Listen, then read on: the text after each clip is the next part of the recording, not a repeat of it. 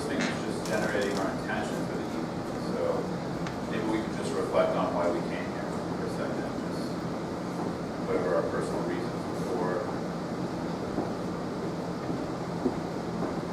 My guess is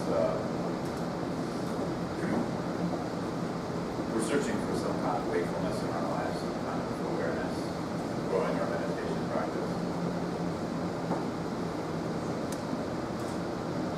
Whatever our entrance point is, why we showed up tonight, just gently cultivate, expand that in connection with others, that through tonight's meditation, discussion, etc., may it bring more wakefulness in our life.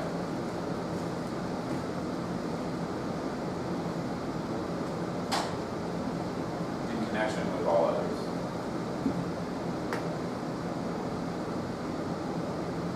Meaning, and also affect their wakefulness. And eventually we have this term liberation in Buddhism, so if we're interested in that, we can motivate for that, that whatever we engage in for the next hour and a half may become a cause for that, for the benefit of others, including ourselves, of course. So with that, we'll just take a second to just feel our bodies, feel our feet as they touch the earth, our legs as they may be touching the ground or chair.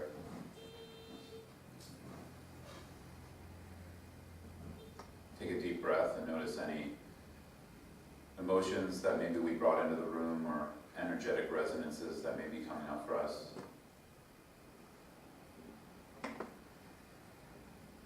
We've been running around all day, maybe there's like a buzz or a busyness in our body. Just gently acknowledging that.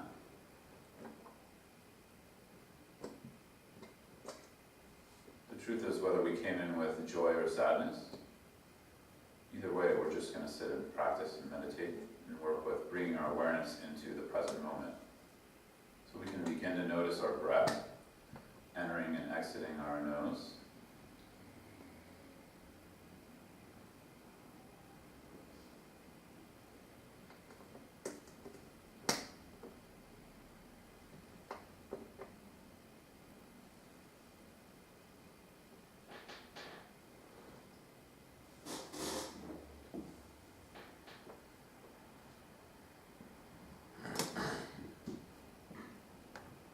Here we're just bringing our attention into the present moment with the breath as a vehicle for that.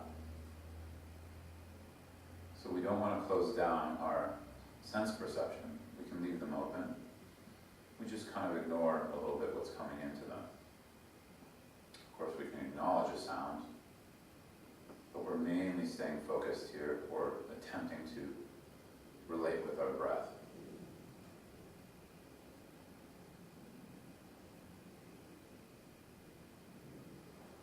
Because that's a process and not a goal,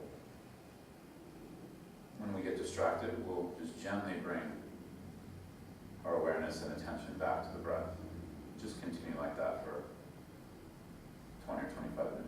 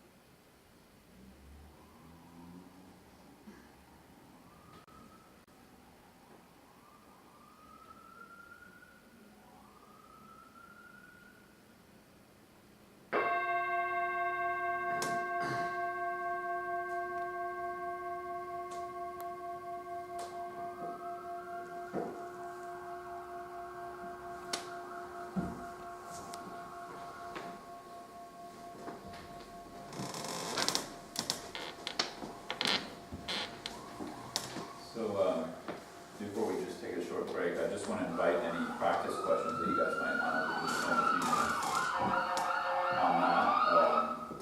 This helps to sort of, if you have any practice, any questions just relating to your personal meditation practice, it also serves as a way for me to get to know you a little bit, for you to get to know me.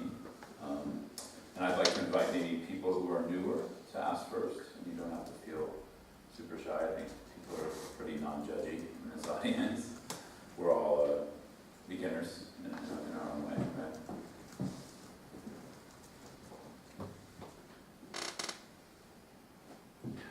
What's a good amount of time, do you think, to, I don't know, for like, if you're going to do a daily practice, it's person by person, but Yeah. what do you think is like, Yeah, I think when you're just like starting a daily practice, or maybe getting back to it after like a lapse in it, the most important thing is consistency, like more than anything else.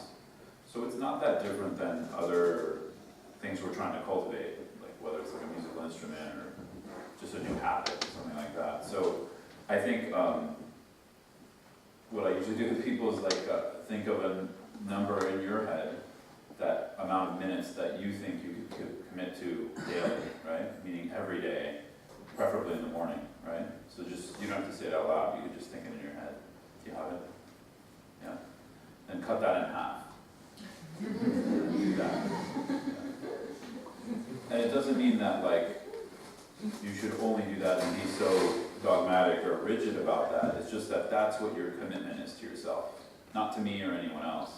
That's your commitment to yourself, that amount of time that you're at least going to do. And then, of course, if you have more time and you feel like meditating more, by all means, like, do more. But that's the amount of time, even when you're busy and you don't feel like meditating, which you will at some point, then at least do that. Because then it becomes a practice where we're showing up, and it doesn't become like something that we just do when we feel good, or when we like want to, right? We also sit down and do it and develop when it's not something we want to do too, right? Does that make sense for you? Sure. One time, the last time I did that, someone's like, now it's only 2 minutes. Like, fine. You know, again, I think we get into like bigger is better mentality sometimes in our culture, and it's more about consistency. Yeah, I think that's more important. Thanks, yeah. It's a bit of a strange question about physical position. Mm-hmm. When I meditate, I notice that my head tends to fall backwards. Mm-hmm. And I was wondering if anyone experiences that, because if it's consistent every time I meditate, I go like this. Mm-hmm. So I mean, if anyone else would experience this, or what if it was an issue or not, I could just feel this. It's a huge issue. A huge issue. Totally screwed. I don't know, my guess is it's just like your body and like how you know, like it's merging with the posture kind of. And then the posture is a training in itself. And I would advise, like, do you know the full posture?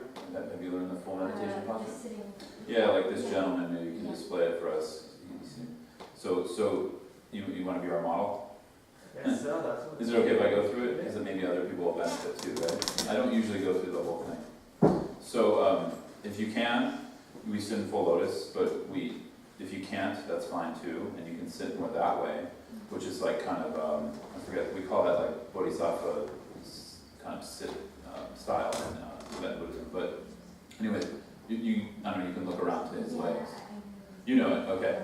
So then with the back straight, sort of, and the shoulders sort of broad, they say like spread like kind of an eagle, right? And then usually we keep this mudra with the hands, and the women's left is on top of the right, or the right is on top of the left, and the thumbs are touching like that, touching points. You can also just put them on your lap. And the main thing, I think, when we're sitting in a chair, it's hard to get that position. And so if we're sitting in a chair, we want to like put something under our butt a little bit, and then so it kind of puts us forward. And the main thing is so the shoulders don't crunch over, and they kind of go back. And then naturally, your chin is going to come, or I shouldn't say naturally, but you bring your chin down a little bit, and this is going to help you with that. But that's the thing, is like I know that I'm meant to put it down, but while I start meditating and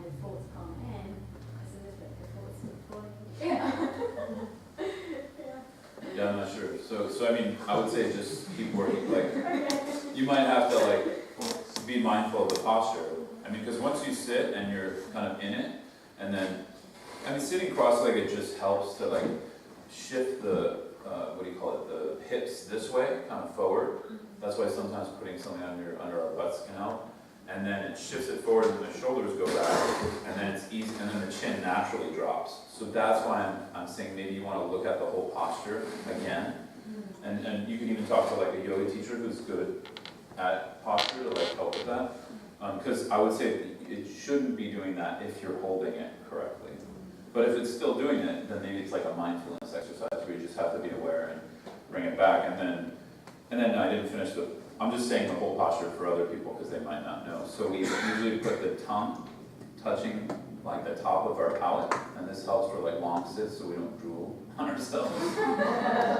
And then they say, but it's a point in the body that helps with concentration. So actually, when we get used to it, it's pretty easy to just do it. So then he's kind of used, come on man, I need you as my model. So okay, so then the tongue is on the tip, and then the chin is down a little bit, and then the eyes are looking. Generally, we keep the eyes open a little bit, and they're looking towards not towards the nose like cross-eyed, but just down that way. And that's generally the posture for those of you who haven't heard that before. But I would say when you're in that, and then your hips are forward like this, and the shoulders are back, it's a little uncomfortable even for that to happen. But you can experiment and see what happens. Sure. Yeah. We got a streamer question, Sure. which you fielded before. Eyes open or eyes closed? Yeah. I think in general, this is sort of an issue. I'm going to look into it too, where the way I've heard it is traditionally in Buddhism. I'm saying traditionally for all lineages. I've heard that we don't. Not although like mostly everybody keeps their eyes open, if even a little bit. Meaning like here it looks like my eyes are closed, but they're actually open a little bit. So there's a little bit of light coming in. But I heard that maybe in some Theravada traditions they do fully close the eyes, so I'm going to actually research this more. That's My understanding from not just Tibetan masters, but other people is that the eyes are a little bit open, even if they're almost closed. In Tibetan tradition, we keep them either half open like this, or they're fully open for some practices. So, but I would say it depends on, for a lot of Americans, it's difficult to open the eyes once we get used to closing them. So I would say like it's good to switch it off, because sometimes when the eyes are completely closed, it's easy to become sleepy and dull. And a lot of us, if we're being quite honest, like myself included, a lot of us use meditation as more of a relaxation technique. And from a Buddhist perspective, it's not used for that. So then it's, because it's trying to go beyond, relaxation might be like a side effect of it, but because it's trying to go beyond a relaxation technique, when we open the eyes, it helps to bring like a little bit of wakefulness into the practice, and the awareness and the clarity of the mind can brighten. This is usually why they recommend opening the eyes a little bit. But again, like I said, if you're not used to it, it can be challenging. And I would say, I'm going to check into that if all Buddhist lineages keep the eyes open even a little bit, because some might close them. Yeah. So I don't want to say it, what do you call it, as a proclamation, like I did yesterday. Yeah, thanks. Yeah. I have back problem, spinal stenosis, which results in chronic pain in my lower back Mm-hmm. and legs. And I find it very uncomfortable sitting at the time like this. So I can support, I can release my lower back. If you're leaning on something. Yeah. Yeah, then I think it's fine. Obviously, if we have body issues, we have to work with them, right? I think the main reason we try to come off is when this is happening, that the energies in our body get suppressed, and so they're not open. But I don't think it's a huge deal. And also, the Buddha even taught, walking meditation as a method, and also laying on the ground in that kind of like asana as a way we can meditate on our back.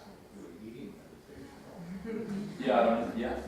Buddha technically taught that, like as that. Heard others do it as a way of No, it's like controlling your weight too. yeah, it can help. Yeah, I think anything done talking about meditation postures. So, yeah, like lying down, supine, we can do that. And so I think it's fine, whatever you need to do to feel comfortable. The main thing is here we're trying to create, like, put the body in a certain posture, not as a way to be uptight and rigid, but as a way to create, like, wakefulness and clarity. You know, because often our body and mind are interdependent. So when, like, for instance, for me, I tend to do this with my shoulders, and so I'm always having to put them back, and so I try to do yoga to get them to go back more. So when I'm hunched over like this, I notice I get more anxiety, I'm tighter, I'm getting more pressure in sort of my back in certain areas. So, you know, we can see how posture does affect the mind. So I think it's mainly that interplay. And then, of course, there's like traditional suggestions for the body. When they say, like, when you're sitting, I personally can't, I hurt my knee, so I can't do full lotus for very long. So when you're sitting full lotus, like, everything kind of lines up, and then the body can relax. So in Tibetan tradition, we have like a metaphor or an analogy of like a bale of hay that's kind of been wrapped up with string, and it's been wrapped up long enough, it's kind of in that, and then you cut the string, and the hay just kind of does that, right? So in a way, the meditation posture should just sort of keep the form, but it's relaxed. And when you sit with the full posture, it's easy to be relaxed, if you can do it without hurting your knees, right? So it's just all about that. Yeah. Nice. Maybe one or two more, and we'll take a little short break. You say for women and for men? Yeah.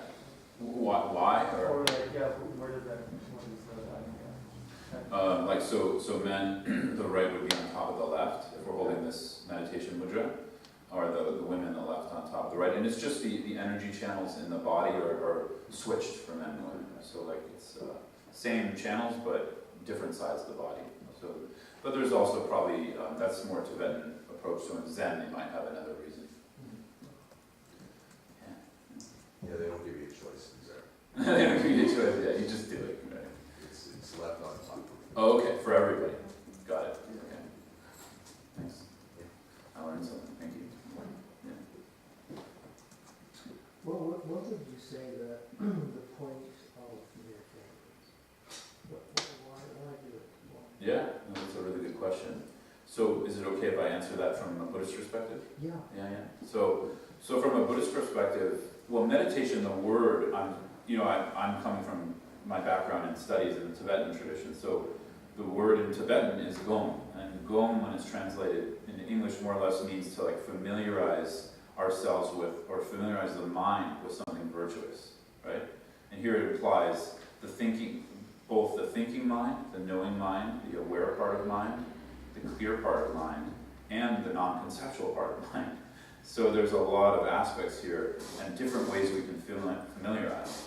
So then meditation takes on a bit more of a broader meaning in the sense of it doesn't mean just sitting quiet with your breath, right? It can mean a lot of different things. So in Tibetan Buddhism, we have meditations where you purposely think.